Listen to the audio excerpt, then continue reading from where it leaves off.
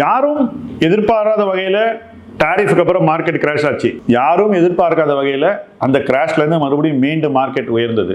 இது மாதிரி ஒரு காலகட்டத்தில் எல்லாருக்குமே வரக்கூடிய ஒரு நியாயமான குழப்பம், புதுசாக பணத்தை எங்கே போடுறது, ஏற்கனவே போட்ட பணத்தை என்ன பண்றது, இப்போ நம்ம கிட்ட இருக்கிற போர்ட்ஃபோலியோ சரியான போர்ட்ஃபோலியோவா, உலகமே தலைகீழா புரட்டி போடக்கூடிய மாற்றங்கள் வரும்போது நாம போன வருஷம் பண்ண இன்வெஸ்ட்மெண்ட்ஸ்லாம் அடுத்த வருஷம் நல்லா பர்ஃபார்ம் பண்ணுமா, நாம தொடர்ந்து நிறைய பணத்தை இன்வெஸ்ட் பண்ணிட்டு வரோமே, கொஞ்சம் காசோட ஆரம்பிச்சு இன்னைக்கு நிறைய காசை போடுறோமே, நம்ம ரைட் டைரக்ஷன்ல தான் போயிட்டு இருக்கோமா, இன்னும் கொஞ்சம் சீரியஸா நம்ம இன்வெஸ்ட்மெண்ட் பண்ணணும்னாக்கா என்ன செய்யலாம், இப்படி பல கேள்விகள் உங்களுக்கு வரலாம். இந்த கேள்விகளுக்கான விடையை நீங்கள் நேரடியாக எங்க கிட்ட ask milestones to wealth anything என்ற ஹெல்ப்லைன் மூலமாக கேட்டுக்கொள்ளலாம். அதன் மூலமாக உங்களுக்கு உங்க கேள்விக்கான விடையும் கிடைக்கும், உங்களுடைய டவுட்ஸ் கிளியர் ஆகும், உங்க மைண்ட்ல இருக்கக்கூடிய அச்சங்களை நீங்கள் ஸ்லோவா ஓவர் கம் பண்ணலாம். இந்த மார்க்கெட்ல இன்னும் ஒரு கான்ஃபிடென்ட் இன்வெஸ்டராக நீங்க பயணிக்க வேண்டும். கேளுங்க கேள்விகளை.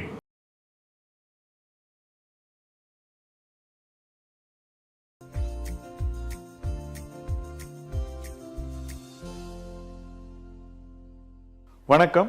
இன்னைக்கு இன்னொரு உரையாடல் எபிசோட். இந்த எபிசோட்ல மறுபடியும் நீங்கள் கேட்டவை என்ற தலைப்பில் நம்ம பேச போறோம். இன்னைக்கு என்னோடு உரையாட வந்திருப்பவர் ஜெஃபர்சன், கம்ப்யூட்டர் சயின்ஸ் கிராஜுவேட், பன்னாட்டு ஐடி கம்பெனியில் வேலை செய்கிறாரு. இன்னைக்கு காலையில் என்னை பார்க்கணுன்னு வந்தார். நாங்கள் பேச ஆரம்பித்த உடனே அவர் கேட்ட கேள்விகள்லாம் பார்க்கும்போது இதை ஏன் பதிவு செய்து உங்களோடு பகிர்ந்து கொள்ளக்கூடாது அப்படின்ற ஒரு கேள்வி எனக்கு வந்தது. இம்மீடியட்டாக பிளான் பண்ணி எடுத்தப்பட்ட இந்த எபிசோடை நீங்கள் விரும்புவீர்கள் என்று நம்புகிறேன். Jefferson, over to you. First நீங்கள் உங்கள் கேள்வியை ஸ்டார்ட் பண்ணுங்கள். வணக்கம் சார். ஸோ ஃபஸ்ட்டு அந்த எங்களை மாதிரி யங் இண்டிவிஜுவல்ஸ் வந்து அவங்களுடைய ஏர்லி 20s and 30s என்ன பண்ணால் ஃப்யூச்சரில் வந்து அவங்க வந்து ஃபைனான்ஷியல் ஃப்ரீடம் வந்து அச்சீவ் பண்ண முடியும். ஓகே, முதல்ல இன்னைக்கு இருக்கக்கூடிய யங்ஸ்டர்ஸுக்கு ஃபைனான்ஷியல் ஃப்ரீடமை அச்சீவ் பண்ணுறதுக்கான மிகச்சிறந்த பொருளாதார வாய்ப்பு இருக்குது அப்படிங்கிறத எல்லாருமே உணரணும். ஒரு 15 வருஷத்தில் ஒரு யங்ஸ்டர்னால் அந்த நிதி நிலைமைக்கு வர முடியும். அதற்கான ஒரு பொருளாதார சூழ்நிலை இப்போ இருக்குது, அடுத்த 15 வருஷத்துக்கு இருக்கும். ஸோ அந்த வகையில் உங்களுக்கு இது மிகச்சிறந்த காலம் அப்படிங்கிறத நீங்கள் உணரணும். சரி, சிறந்த காலம்னா எல்லாம் தன்னால் நடந்துருமா அப்படின்னு கேட்டிங்கன்னா நிச்சயமாக நடக்காது. ஒரே சம்பளம் வாங்கினவங்க 2 பேர் இருப்பாங்க. ஒருத்தர் 15 வருஷத்தில் ஃபைனான்ஷியல் ஃப்ரீடம் அடைஞ்சிருப்பார், இன்னொருத்தர் கடனில் இருப்பார். இது ரெண்டுத்துக்குள்ள வித்தியாசம் தான் வாழ்க்கை. நம்ம ஊரில் கடனில் இருக்கிறவங்க அதிகமாக இருக்காங்க, ஃபைனான்ஷியல் ஃப்ரீடம் அடைஞ்சவங்க ரொம்ப குறைஞ்ச பேர் தான் இருக்காங்க. நீங்கள் டோட்டலாக ஒரு 100 பேர்னு ஒரு சாம்பிள் எடுத்துக்கிட்டிங்கன்னா 96லேருந்து 98 பேர் வந்து கடனில் இருப்பாங்க, 2லேருந்து 4 பேர் வந்து ஃபினான்ஷியல் ஃப்ரீடமை அட்டைன் பண்ணியிருப்பாங்க. இதற்கு காரணம் எப்படி தங்களுடைய நிதி நிலைமையை மேனேஜ் பண்ணுறது, அதிலிருந்து எப்படி முதலீடுகளை செய்வது, அந்த முதலீடுகளை எப்படி வளர்ப்பது, எந்த வகையான முதலீடுகள் அவங்களுக்கு ஃபைனான்ஷியல் ஃப்ரீடமை சீக்கிரம் கொண்டு சேர்க்கும், இதையெல்லாம் உரிய நேரத்தில் உணர்றதில்லை. ரொம்ப லேட்டாக உணர்றாங்க, இல்லை உணராமலே 10-15 வருஷம் போயிடுது. இதுதான் நம்ம ஊரில் இருக்கக்கூடிய அந்த ஃபைனான்ஷியல் மைண்ட் செட். இந்த மைண்ட் செட் மாறிச்சுன்னா, இப்போ ஒரு 20-22 வயசு இருக்கக்கூடிய பையனுக்கு இந்த மைண்ட் செட் மாறி இதெல்லாம் செஞ்சால் நான் முன்னுக்கு வர முடியும் அப்படின்ற ஒரு கிளாரிட்டி அவங்களுக்கு வந்துச்சுனாக்கா நிச்சயமாக அவங்க இன்வெஸ்ட்மெண்ட்ஸை 20-21 வயசுலேயே ஆரம்பிச்சிருவாங்க. சரி, ஒரு 25,000 to 30,000 ஏர்ன் பண்ணுற ஒரு பர்சன் வந்து 5,000 to 6,000, அதாவது அவங்க சம்பளத்தில் ஒரு 20% எந்த இல்லை இது என்னுடைய ஃபியூச்சருக்கு அப்படின்னு ஒதுக்கி வச்சு அதை வளரக்கூடிய சொத்துக்கள், ஈக்குட்டி மாதிரி அசட்ஸில் தொடர்ந்து போட்டுக்கிட்டே வந்தாங்கனாக்கா அதன் பலனாக கிடைக்கக்கூடிய வளர்ச்சி வந்து அவங்களுக்கு கேபிட்டலை சீக்கிரம் பெருக செய்யும். ஸோ அந்த மாதிரி பெருக செய்யக்கூடிய ஒரு ஹேபிட்டுக்கு வந்துட்டாங்கன்னா வளர்ச்சி என்பது அவங்களுக்கு ஒரு வே ஆஃப் லைஃப் ஆகிடும். அவங்க வாழ்க்கை முறையாக வளர்ச்சி வந்த பிறகு அவங்க அதுலேருந்து நகர்ந்து போக மாட்டாங்க, கடனில் போய் விட மாட்டாங்க. எதை செய்யணுமோ அதை சரியான நேரத்தில் செய்வாங்க. செஞ்சு தங்களுடைய சொந்த கேபிட்டல வளர்ந்த பிறகுதான் அவங்க கடன் வாங்குறது அப்படின்ற ஒரு இடத்துக்கே போவாங்க. உதாரணத்துக்கு 20 வயசுலேருந்து 35 வயசு வரைக்கும் நீங்க growth இன்வெஸ்டிங் பண்ணி கடனை ரொம்ப குறைவா வாங்கியோ அல்லது தவிர்த்தோ வாழ்ந்தீங்கன்னாக்கா 35 வயசுக்கு மேல உங்களுக்கு ஒரு வீட்டு கடன் வாங்குறதுங்கிறது ஒரு பெரிய விஷயமா இருக்காது. இப்போ அன்னைக்கு நீங்க அந்த கோல்ஸை நோக்கி போக முடியும், அல்லது அந்த தேவையே இல்லாம கூட இருக்கலாம். ஸோ இந்த ஃபர்ஸ்ட் 15 இயர்ஸ்ல ஒரு 20% ஆஃப் யுவர் ஏர்னிங்ஸ் எடுத்து வளரும் சொத்துக்கள்ல போட்டு அந்த வளர்ச்சியை முழுவதுமாக ஏற்பட செய்து அந்த பயன்களை அந்த நேரத்தில் அனுபவிக்காம தள்ளி போடணும். என் பணம் வளர்ந்துருச்சுன்னு அந்த பணத்தை எடுத்து ஒரு செலவு பண்ணக்கூடாது, மறுபடியும் அதை வளர விடணும். 15 வருஷம் விட்டீங்கன்னா நிச்சயமாக உங்களுக்கு ஃபைனான்சியல் ஃப்ரீடம் மிக அருகாமையில் தெரியும், அல்லது அதை அடைந்திருப்பீர்கள். இப்போ நீங்கள் சொல்கிறப்ப 20% சொன்னீங்கல்ல, பட் ஜென்ரலாக வந்து ஆவரேஜாக எல்லாருக்குமே வந்து 15,000 25,000 அந்த மாதிரி ரேஞ்சில் தான் இருப்பாங்க எல்லாம். ஸோ அதில் 20%ன்றது ஸ்டில் லார்ஜ் அமௌண்ட் மாதிரி தானே அவங்களுக்கு தெரியும். அதில் அதாவது no income is too small, no income is big enough. 1 லட்சம் சம்பாதிக்கிறவங்க கூட 1 பைசா விடாமல் செலவு பண்ணுறான். 15,000 சம்பாதிக்கிறவனும் 5,000 ரூபாயை மிச்சம் பிடிக்கிறான். இதில் என்னென்ன வித்தியாசங்கள் நீங்கள் பார்த்தீங்கன்னா, வெளியில் சாப்பிட்றது, தேவையில்லாத செலவுகளை செய்கிறது, அவசியமில்லாத விஷயங்கள் நோக்கி போகிறது, தப்பான பழக்க வழக்கங்களுக்கு பணத்தை செலவிடுறது, இப்படி பல விஷயங்கள் தவிர்க்கக்கூடியவை இருக்கு. தவிர்க்கக்கூடிய விஷயங்களை தவிர்த்து அந்த பணத்தை நீங்கள் இன்வெஸ்ட் பண்ணுறதுங்கிறதா இந்த 20%.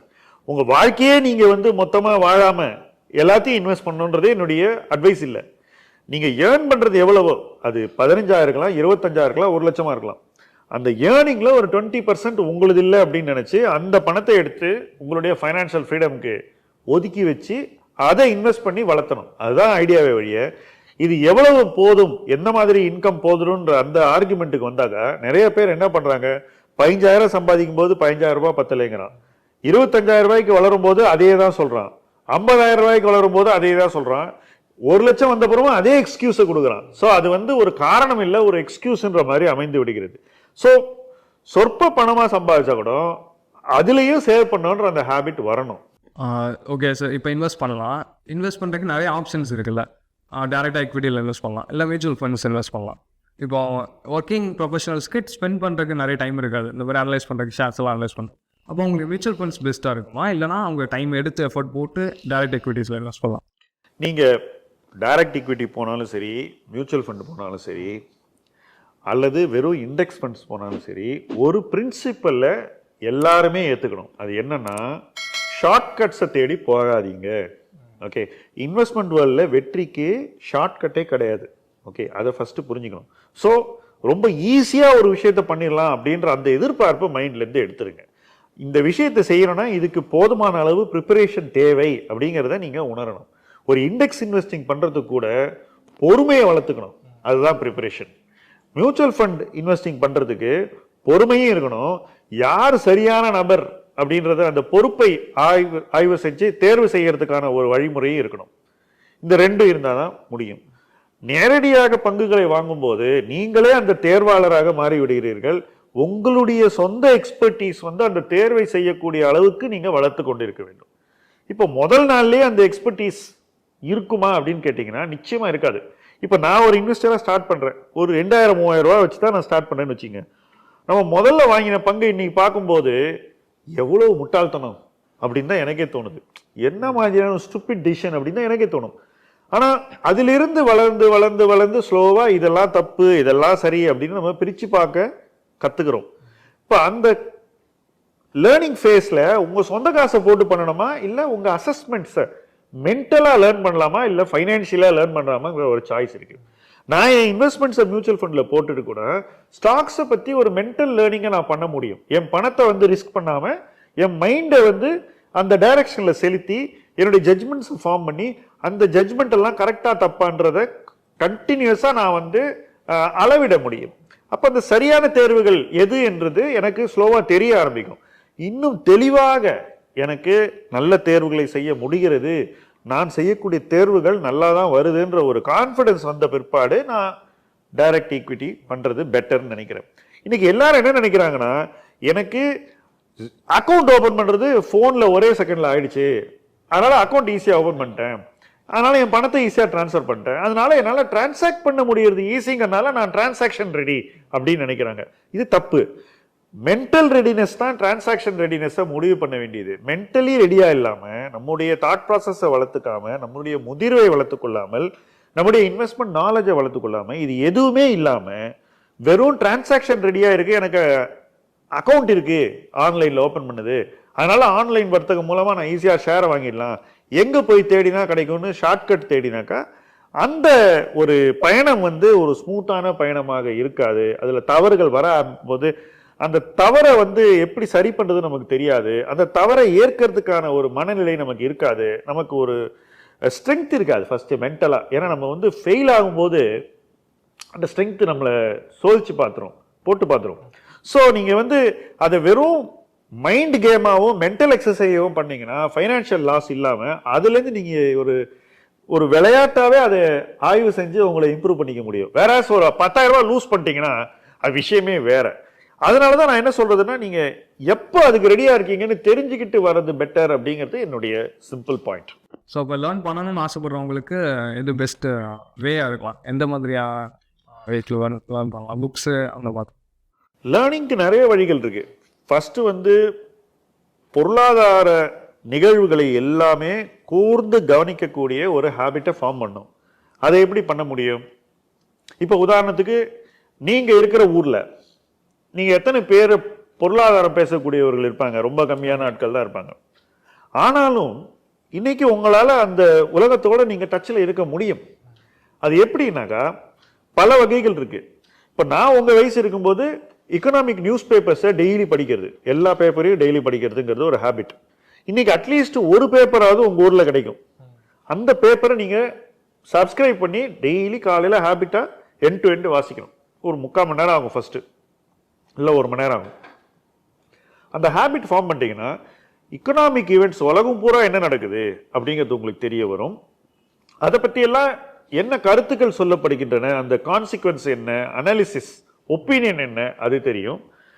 அப்புறம் கம்பெனிஸ்ல என்ன நடக்குது அப்படிங்கிறது தெரியும். இது எல்லாத்த பத்தி ஒப்பீனியன் எப்படி ஃபார்ம் பண்றது அப்படிங்கிறத நீங்க பேப்பர் படிக்கும் போது ஈஸியா கத்துப்பீங்க.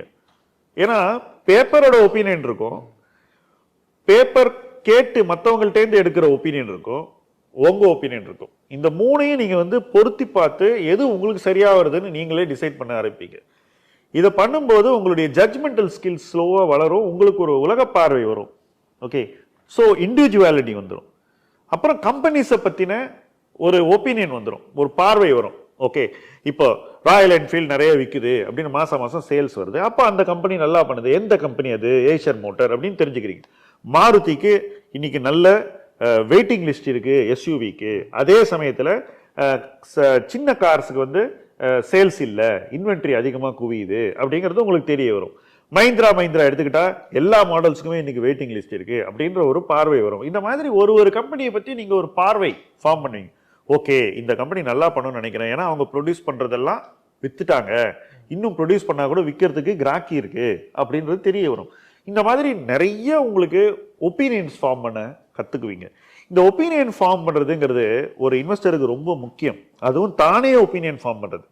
இப்ப நான் ஒரு ஒப்பீனியன் ஒரு வீடியோல சொல்றேன், அதை குருட்டா முகல கேட்டுட்டு இதுதான் ஒப்பீனியன் நீங்க நினைச்சீங்கன்னா உங்களுக்கு இந்த ஒப்பீனியன் ஃபார்ம் பண்ற ஸ்கில்லே வராது. அதுலதான் வந்து இந்த யூடியூப் எல்லாம் இன்னைக்கு வந்து நல்லது செய்யலை அப்படின்னு நான் நினைக்கிறேன். நீங்களே அந்த ஒப்பீனியன் ஃபார்ம் பண்ணும்போது இன்னொருத்தர் ஒப்பீனியனோட நீங்க அதை கம்பேர் பண்ணி, சரி நான் எப்படி நினைக்கிறேன், இவர் சொல்றாரு, எனக்கு நான் சொல்றது சரியாபடுது அப்படின்னு நினைக்கலாம். இல்ல இன்னொருத்தர் சொல்றதை வச்சு நீங்க உங்க ஒப்பீனியனை திருத்திக்கலாம். ரெண்டுமே உங்க கையில இருக்கு, நீங்க தான் ஃபைனல் ஜட்ஜ். இந்த ஜட்ஜ்மெண்டல் ஸ்கில்ல வளர்க்க உங்களுக்கு ஒரு இன்வெஸ்டர் ஆகிறதுக்கான ஒரு தயாரிப்பு வருது. You are getting ready to be an investor. இது வந்து நியூஸ் பேப்பர் மட்டும். பத்திரிகைகளை வாசிக்கிறதும் இன்னைக்கு பாசிபிள். நீங்க மேக்ஸ்டர் சப்ஸ்கிரிப்ஷன் வச்சா டிஜிட்டலாவே எல்லாத்தையும் வாசிச்சிடலாம். ஏன்னா எல்லா ஊர்லயும் வந்து எல்லா பத்திரிகையும் விற்காது. இன்னைக்கு மெட்ராஸ்லேயே விற்கிற எங்க பத்திரிகை இருக்குதுன்னு தெரியல, டிஜிட்டலாக தான் அதை வாசிக்க வேண்டியிருக்கு. ஸோ மேக்ஸ்டர் மாதிரி வாங்கிட்டீங்கன்னா உலக விஷயங்களை கூட நீங்க சேர்த்து இங்க படிக்க முடியும். உதாரணத்துக்கு என்னால தனிநபரா எக்கானமிஸ்ட் வாங்க முடியலன்னா கூட அதை வந்து ஒரு பண்டில்ல வாங்கி வாசிக்கிறதுக்கு ஒரு வாய்ப்பு இருக்கு. அது மாதிரி நீங்க நிறைய மேகசின்ஸை படிக்க முடியும். ஸோ அந்த வேர்ல்டு வியூவும் உங்களுக்கு வந்துடும். ஃபர்ஸ்ட் டொமஸ்டிக் பேப்பர் ஒன்று படிங்க, மேகசினை படிங்க. மூணாவது, இந்த ட்விட்டர் மாதிரியான சோசியல் மீடியா எப்படியெல்லாம் யூஸ் பண்ண முடியும்ன்றதை நம்ம இன்னும் நினைச்சு கூட பார்க்கல. நம்ம எப்படி யூஸ் பண்ணிட்டு இருக்கோம், நம்ம அரசியலுக்கும் இன்னொருத்தரை திட்டுறதுக்கும் பேடா பிஹேவ் பண்றதுக்கும் நம்ம யூஸ் பண்ணிட்டு இருக்கோம். ஆனா ட்விட்டர்ல ஃபாலோ பண்றதுக்கு இன்னைக்கு எக்கச்சக்கமான பெயர்கள் இருக்கு குளோபலா. ஓகே, நமக்கு யாரை பிடிக்குதோ அவங்க யாரை ஃபாலோ பண்றாங்கன்றத பார்த்து அதுல இருந்து நம்ம சில பேரை தேர்ந்தெடுத்துக்கலாம். அது ஒரு ஷார்ட்கட். ஆனா அது நல்ல ஷார்ட்கட். நாமே தேடி போய் நிறைய பேரை ஃபாலோ பண்ணலாம். ஏன்னா டாபிக் போட்டு நீங்க பார்க்கும்போது அதுல யார் யார் என்னென்ன பேசியிருக்காங்க, அவங்களுடைய மற்ற கருத்துக்கள்லாம் என்னன்னு பார்த்து ஓகே இவர்கிட்ட நம்ம கத்துக்கலாம்னு நீங்க முடிவு பண்ணிக்கலாம். இதை தவிர இன்னைக்கு ரொம்ப முக்கியமான ஒரு விஷயம், இப்படி நிறைய பேரை நம்ம ஃபாலோ பண்ண ஆரம்பிக்கும் போது, உதாரணத்துக்கு நான் யூஎஸ்ல இருக்கக்கூடிய பீப்புள் குளோபல் இன்வெஸ்டர்ஸை ஃபாலோ பண்ணும்போது இவங்கெல்லாம் ஸ்பேசஸ்ல வரும்போது எனக்கு அலர்ட் வந்துட்டே இருக்கு. ஸோ அவங்க ஸ்பேசஸ்ல என்ன ஒரு சப்ஜெக்டை பத்தி இன்னைக்கு உலகத்துல என்ன பேசப்படுகிறது அப்படிங்கிறத உடனே கத்துக்கலாம். ஸோ இன்னைக்கு கற்றுக்கொள்வதற்கு நிறைய வழிகள் ஒப்பீனியன் ஃபார்ம் பண்றதுக்கு இருக்கு. இதெல்லாம் ஒப்பீனியன் ஃபார்ம் பண்றது. நிறுவன ஆய்வு, தட் இஸ் ஈக்விட்டி ரிசர்ச், அதுக்கு இன்னும் நிறைய ப்ராக்டிஸ் பண்ணோம். ப்ரோக்ராம்ஸ் நீங்க அட்டன் பண்ணலாம். ஆன்லைன்லேயே இன்னைக்கு எஜுகேஷன் இருக்கு. அப்புறம் அந்த எஜுகேஷனை நீங்க எடுத்துக்கிட்ட அப்புறம் அதை ப்ராக்டிஸ் பண்ணி உங்களால ஒரு கம்பெனியை ஸ்டடி பண்ண முடியுதா அப்படின்றத ட்ரை பண்ணலாம். நீங்க ஒரு ரிப்போர்ட் போடலாம். அந்த கம்பெனியை பத்தி நீங்க தெரிஞ்சவங்கள்ட்ட பேசலாம், அல்லது இன்னொருத்தர்கிட்ட அந்த ரிப்போர்ட்டை கொடுத்து அவங்க என்ன சொல்றாங்கன்னு தெரிஞ்சுக்கலாம். அது அடுத்த கட்டம். ஒவ்வொரு லெவல்லையும் ஒரு இன்வெஸ்டர் தன்னை தயார்படுத்தி கொண்டே வர வேண்டும். ஓகே, நான் 10 வருஷம் இருந்துட்டேன் மார்க்கெட்ல, தயாராயிட்டேன் அப்படின்னு நினைக்கவே முடியாது. நீங்க 50 வருஷம் இருந்தாலும் 60 வருஷம் இருந்தாலும் அந்த 60 வருஷத்துக்கு அப்புறமும் நீங்க அந்த காலகட்டத்துக்கான ஒரு தயாரிப்பு, ஒரு ப்ரிப்பரேஷன் பண்ணி தான் ஆகணும். அதுதான் ஸ்டாக் மார்க்கெட். இங்க பழைய விஷயங்கள்லாம் பேசுறதுக்கு இடமே கிடையாது. இது அன்னன்னைக்கு உங்களை சோதித்து பார்க்கக்கூடிய, உங்களை போட்டு பார்க்கக்கூடிய ஒரு பிளாட்ஃபார்ம். அந்த இடத்துல நம்ம எப்பவும் அலர்ட்டா இருக்கணும், எப்பவும் ப்ரிப்பேர்டா இருக்கணும். அதுதான் ப்ரிப்பரேஷன். ஆனா இந்த ப்ரிப்பேர் பண்ணிக்கிறது ஹேபிட்டை நீங்க ஃபார்ம் பண்ணிட்டீங்கன்னா அது உங்களுக்கு லைஃப் லாங் கை கொடுக்கும். நீங்க ரீசெண்டாக ஷேர் பண்ணியிருந்த அந்த போரிங் ஸ்டாக்ஸ் போர்ட்ஃபோலியோவில் நான் பார்க்குறப்ப நிறைய பிஎஸ்யூஸ் இருக்குது. ஜென்ரலாக பிஎஸ்யூஸ் மேலே என்ன வியூ வரும் அப்படின்னா, அவங்க மைனாரிட்டி ஷேர் ஹோல்டர்ஸோட இன்ட்ரெஸ்ட் பெருசாக எடுத்துக்கிறது இல்லை அப்படின்ற மாதிரி. அண்டு ஜென்ரலாக பிஸ்னஸ், கவர்மெண்ட்டோட பிஸ்னஸ் எல்லாமே மக்களுக்கு சேவை செய்கிற மாதிரி தான். ப்ராஃபிட் அவங்களோட ப்ரைமரி இன்டென்ஷன் கிடையாது அப்படின்ற மாதிரி பார்க்குறோம். ஸோ அது நீங்கள் என்ன யோசிக்கிறேன்? நீங்க சொல்றது கவர்மெண்ட் எப்படி தன்னுடைய நிறுவனங்களை பார்க்கிறது அப்படிங்கிறத பொறுத்து இருக்கு. ஒரே கவர்மெண்ட் தன்னுடைய நிறுவனங்களை ஒரு மாற்று பார்வை கொண்டு பார்க்கவும் முடியும் அப்படிங்கிறது தான் உண்மை. உதாரணத்துக்கு 1998-99 வாஜ்பாய் கவர்மெண்ட் தான் இருக்கு. அவங்க கவர்மெண்ட்ல இருக்கும்போது யூனிட் ட்ரஸ்ட் ஆஃப் இந்தியா, அவங்க தான் பிஎஸ்யூ எல்லாம் கவர்மெண்ட் கிட்ட இருந்து வாங்கி வச்சிருக்காங்க. பிஎஸ்யூ எல்லாம் யார்கிட்ட இருந்ததுன்னா யூனிட் ட்ரஸ்ட் ஆஃப் இந்தியாவில் இருக்கு. யூனிட் ட்ரஸ்ட் ஆஃப் இந்தியாவுக்கு கவர்மெண்ட் வித்தது ரொம்ப சொற்ப விலைக்கு இந்த நிறுவனங்களை வித்திருக்காங்க.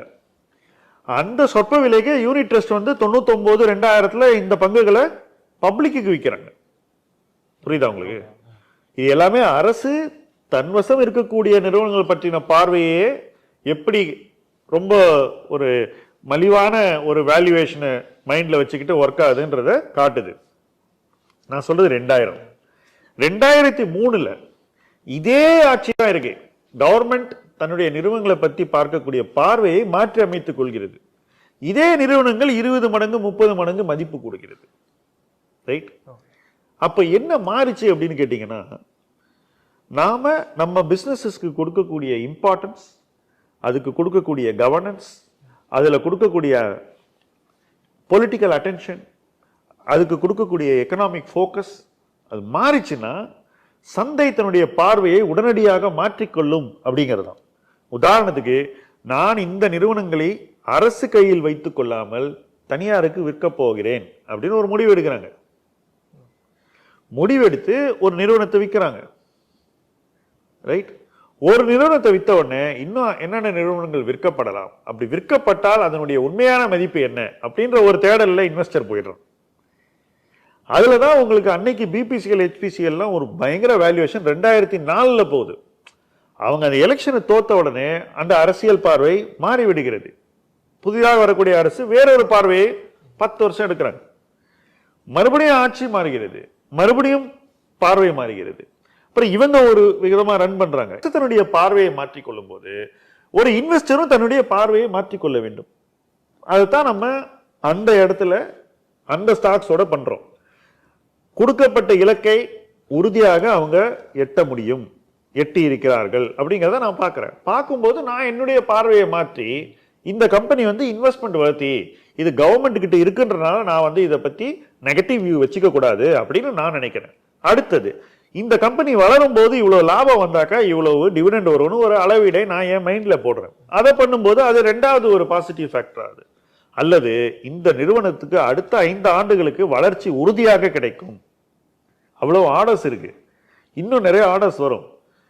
இந்த கம்பெனி இந்த ரிட்டர்ன் ஆன் கேபிட்டல் எம்ப்ளாய்டை ஏர்ன் பண்ணுது. உதாரணத்துக்கு ஒரு 28% ஒரு கம்பெனி ஏர்ன் பண்ணுதுன்னு வச்சுப்போம், return on capital employed or return on net worth. அப்போ அந்த கம்பெனியினுடைய PE ரேஷியோ 12ஆக இருக்க முடியாது. அது PSUங்கனால அதை வந்து 12 PE நம்ம வாங்க மறுக்க கூடாது அப்படின்னு ஒரு முதலீட்டு பார்வை தான் எடுக்கிறேன். இந்த இடத்துல அரசியலே கிடையாது. அரசே வந்து தன்னுடைய பார்வையை மாத்திக்குது. ஓகே, அரசே தன்னுடைய பார்வையை மாத்திக்கும் போது ஒரு ஓனர் தன்னுடைய எக்கனாமிக் வியூ ஃபார் இஸ் கம்பெனியை பெட்டர் ஆக்கும் போது ஒரு இன்வெஸ்டர் ஏன் பண்ணக்கூடாது அப்படிங்கிறதா என்னுடைய கேள்வி. ஏன்னா வாய்ப்பு நம்ம முன்னாடி இருக்கும்போது அந்த வாய்ப்பை ஏன் நழுவ விடணும் அப்படிங்கிறதான் என்னுடைய லேர்னிங். இது இப்ப ஏன் நான் எடுக்கிறேன் அப்படின்னு கேட்டீங்கன்னா 99 to 2004 நான் எடுக்கலைங்கிற அந்த படிப்பினை எனக்கு 20 வருஷம் கழிச்சு மறுபடியும் ஒரு ஆப்பர்ச்சுனிட்டியை கொடுக்கும்போது மறுபடியும் நான் ஸ்டபானா இருக்கக்கூடாதுன்னு நான் நினைக்கிறேன். இப்ப இன்னைக்கு ஸ்டபானா இருக்கிறவங்க என்னைக்கோ ஒரு நாள் கத்துக்குவாங்கன்றதான் என்னுடைய பார்வை. இந்த நீங்கள் கேட்டவை உரையாடல் ரொம்ப சுவாரஸ்யமா போயிட்டு இருக்கு. ஒரு சின்ன பிரேக் அப்புறம் நம்ம தொடர்ந்து கேள்விகளை கேட்போம்.